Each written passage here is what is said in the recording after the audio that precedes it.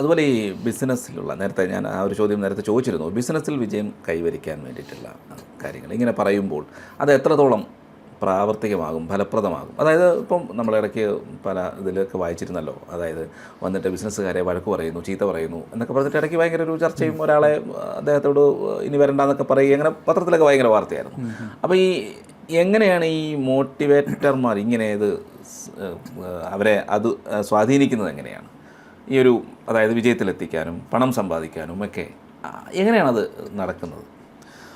അപ്പോൾ ഞാൻ മനസ്സിലാക്കിയെടുത്തുള്ളൂ, അതായത് ഒരു ബിസിനസ്സിൻ്റെ സക്സസ് എന്ന് പറഞ്ഞു കഴിഞ്ഞിട്ടുണ്ടെന്നുണ്ടെങ്കിൽ ഒന്ന് കസ്റ്റമേഴ്സ് ഉണ്ടാവണം, പിന്നെ ധനം. ഈ രണ്ട് സാധനം ഇമ്പോർട്ടൻ്റ് ആണല്ലോ അവിടെ. അപ്പം സ്വാഭാവികമായിട്ട് ഞാൻ മനസ്സിലാക്കിയത് കൂടുതൽ ആൾക്കാർക്കും ബിസിനസ് ഫെയിൽ ആവുന്നതിനുള്ള കാരണം എന്ന് പറഞ്ഞു കഴിഞ്ഞിട്ടുണ്ടെങ്കിൽ ധനത്തിനോടുള്ളൊരു അപ്രോച്ചുണ്ട്, നമ്മുടെ ഒരു ആറ്റിറ്റ്യൂഡുണ്ട്, പണത്തിനോടുള്ള ആറ്റിറ്റ്യൂഡ്.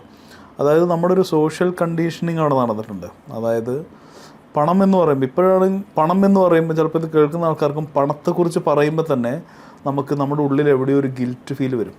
അല്ലെങ്കിൽ എനിക്കിപ്പോൾ ഒരു കോടീശ്വരനാവണമെന്ന് പറയുകയെന്ന് വിചാരിച്ചോ, നമ്മുടെ ഉള്ളിൻ്റെ ഉള്ളിൽ എവിടെയോ ഒരു ഗിൽറ്റ്, അല്ലെങ്കിൽ ഒരുപാട് പണം സമ്പാദിക്കുക എന്ന് പറയുന്നത് ഒരു തെറ്റായിട്ടുള്ള കാര്യം എന്നുള്ള തോന്നൽ നമ്മുടെ ഉള്ളിൽ വരും. അതെ, അങ്ങനെയൊക്കെ പറയാവോ എന്നൊക്കെ ഉള്ള. അതെ, ഇത് നമ്മുടെ ഒരു നമ്മൾ ചെറുപ്പത്തിലെ നമ്മൾ സോഷ്യൽ കണ്ടീഷനിങ് കൊണ്ട് നമ്മൾ അങ്ങനെ ആയിപ്പോയതാണ്. അതായത് ചിലപ്പോൾ നമ്മളോട് പറഞ്ഞിട്ടുണ്ടാവും, വലിയൊരു വീട് കാണിച്ചിട്ട് നമ്മളോട് ചിലപ്പം നമ്മുടെ ആരെങ്കിലും പറഞ്ഞിട്ടുണ്ടാവും, അതെ അവരത് പണം സമ്പാദിച്ചത് വേറെ ഏതെങ്കിലും മാർഗത്തിലൂടെയാണോ, അല്ലെങ്കിൽ അപ്പോൾ നമുക്ക് വലിയ പണക്കാരെ കാണുമ്പോൾ നമ്മുടെ ഉള്ളിൽ മൈൻഡിൽ അവർ ഒരു നല്ല ആൾക്കാരല്ല എന്നുള്ളൊരു തോന്നൽ എവിടെയോ വരും. ഇല്ലീഗലായി പൈസ ഉണ്ടാക്കിയവരാണെന്നൊരു തോന്നൽ, ഇല്ലീഗലായുള്ള പൈസ ഉണ്ടാക്കുന്നു. അത്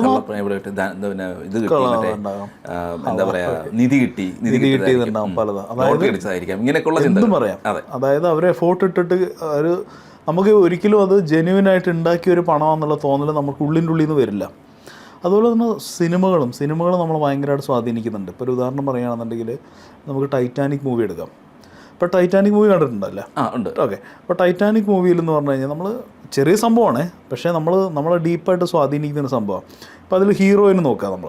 ഹീറോ എന്ന് പറഞ്ഞു കഴിഞ്ഞാൽ വളരെ ഒരു പുവർ ഫാമിലിയിൽ നിന്ന് വന്ന ആൾക്കാരാണ്, പക്ഷേ അവർ ഭയങ്കരമായിട്ട് എൻജോയ് ചെയ്ത് നടക്കുന്നു, ലൈഫ് ഭയങ്കര ഹാപ്പിയാണ്. അപ്പോൾ നമ്മുടെ മനസ്സിലുണ്ടാകുന്ന ഒരു സാധനം എന്ന് പറഞ്ഞു കഴിഞ്ഞിട്ടുണ്ടെങ്കിൽ പൂറായിട്ടുള്ള ദരിദ്രമായിട്ടുള്ള ആൾക്കാരൊക്കെയാണ് സന്തോഷം കൂടുതലുണ്ടാവുക എന്നുള്ളൊരു ചിന്ത അവിടെ ഉണ്ടാവും. പിന്നെ അവിടെ സംബന്ധിച്ചിട്ട് അവിടെ റിച്ച് ആയിട്ടുള്ള ആൾക്കാർ നോക്കിക്കഴിഞ്ഞാൽ അവർ കൂടുതലും ദുഷ്ടന്മാരായിരിക്കും, അവരുടെ ലൈഫും സന്തോഷത്തിലായിരിക്കില്ല. അപ്പോൾ അവിടെ നമ്മൾ വീണ്ടും കണ്ടീഷനിങ് ചെയ്യപ്പെടുകയാണ്. അതായത് റിച്ച് ആയിട്ടുള്ള ആൾക്കാരെന്ന് പറഞ്ഞു കഴിഞ്ഞിട്ടുണ്ടെങ്കിൽ മോശമാണെന്നുള്ളതും, അല്ലെങ്കിൽ ഇപ്പം അങ്ങനത്തെ കുറേ ഈവൻ പഴഞ്ചൊല്ലില്ല നമ്മൾ അതായത് ഇപ്പോൾ പണം മരത്തി കഴിക്കില്ല എന്ന് പറയും നമ്മൾ. അങ്ങനെ പല ഇങ്ങനെ പ്രോവർബുകളും പല ചൊല്ലുകളൊക്കെ കൂടി നമ്മൾ ലിമിറ്റ് ചെയ്തിട്ടുണ്ട്.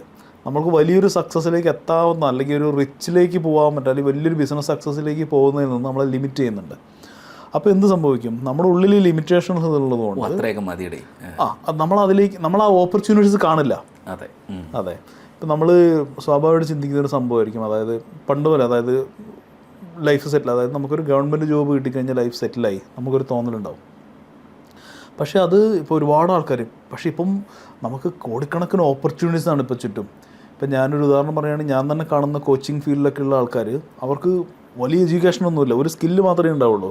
അവർ മാസത്തിൽ 50 ലക്ഷം, 1 കോടി, 2 കോടിയൊക്കെ ഏൺ ചെയ്യുന്ന ആൾക്കാരുണ്ട്. അപ്പോൾ പക്ഷേ നമ്മളിപ്പോഴും ഒരു പഴയ മൈൻഡ് സെറ്റിൽ തളച്ചിട്ടുണ്ട് നമ്മൾ. അതായത് ഒരു സെക്യൂരിറ്റി എന്ന് പറഞ്ഞു കഴിഞ്ഞിട്ടുണ്ടെങ്കിൽ ഈ ജോബാണ്, പക്ഷേ ഒരിക്കലും സെക്യൂർഡ് അല്ല. നമ്മൾ ആലോചിച്ച് നമ്മളൊരു ലിമിറ്റഡ് ജീവിതമായിരിക്കും എപ്പോഴും അവിടെ ജീവിക്കുന്നുണ്ടാവുക. അപ്പം ഒരു ബിസിനസ്സിൻ്റെ സക്സസ് എന്ന് പറഞ്ഞു കഴിഞ്ഞാൽ നമ്മുടെ ഈ ലിമിറ്റേഷൻസിനൊക്കെ ആദ്യം കളയാന്നുള്ളതാണ്. നമ്മുടെ മൈൻഡിലുള്ള പല ലിമിറ്റേഷൻസ് ഉണ്ടാവും. ചെറുപ്പത്തിൽ കണ്ടീഷൻ ചെയ്ത കാര്യങ്ങളുണ്ടാവും, വലുതായപ്പോൾ കണ്ടീഷൻ ചെയ്തിട്ടുള്ള കാര്യങ്ങളുണ്ടാവും. ഇതിൽ നിന്നൊക്കെ ബ്രേക്ക് ചെയ്യുമ്പോഴാണ് നമ്മൾ ആദ്യം ഒരു സക്സസ്സിലേക്കുള്ള ആദ്യ സ്റ്റെപ്പ് വരുന്നത്. പിന്നെ അവിടെ ഈ പറഞ്ഞ പോലെ ഒരു ഇമാജിനേഷൻ, വിഷ്വലൈസേഷനൊക്കെ നന്നായി വർക്ക് ചെയ്യും.